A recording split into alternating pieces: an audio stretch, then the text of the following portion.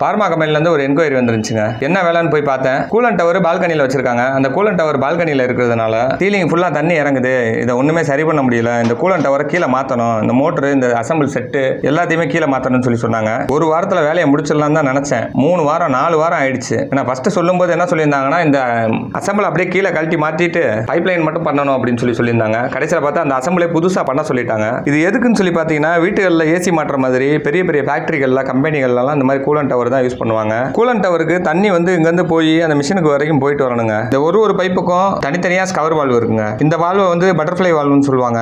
தண்ணி மூலியமா தான் இந்த கூலன் டவர் வந்து இயங்குது. இந்த தண்ணி வந்து பயங்கரமான ஃபோர்ஸ்ல வந்துட்டு இருக்கும். இந்த டேங்க்ல போய் தண்ணி ரொட்டேஷன் ஆகி மலை மாதிரி அப்படியே பெய்யுங்க. அதுல வந்து எக்ஸாஸ்ட் ஃபேன் வச்சு அதுல இருந்து அந்த தண்ணியை கூல் பண்ணி உள்ள பெரிய மிஷின்லாம் இருக்கு, அதுக்குள்ள அனுப்போம். அதுக்கப்புறம் அதுக்குள்ள என்னெல்லாம் நடக்குதுன்னு நம்மளுக்கு தெரியாது. இப்போ இதுல நம்மளோட வேலை என்னன்னு சொல்லி பார்த்தீங்கன்னா, இந்த ஹெட்ரு அசம்பிள் மாற்றணும். இதுல இருந்து பைப் லைன் புதுசா வந்து வேற கீழே வரைக்கும் கொண்டு போய் மேலே இருக்க இந்த செட்டை அப்படியே கீழே மாற்றணும். இந்த பைப்பை இங்கேருந்து ரெடி பண்ணி ஒரு பில்லர் போஸ்ட் இருக்குங்க. அந்த பில்லர் போஸ்ட் வழியாக மேலே ஏற்றி திரும்ப போய் ஏற்கனவே இருக்க செட்டிங்ஸில் ஒரு டீயை போட்டு ஜாயின் பண்ண போகிறோம். இது ஒரு பார்மா கம்பெனின்றனால இதில் ஒரு நாள் கூட வேலையை நிப்பாட்ட முடியாது. ஒரு நாள் வேலையை நிப்பாட்டணும்னா கிட்டத்தட்ட ஒரு 200 பேருக்கு வேலை இல்லாமல் போயிடும். அது போக வேலையை நிறுத்த முடியாதுன்னு சொல்லிட்டாங்க.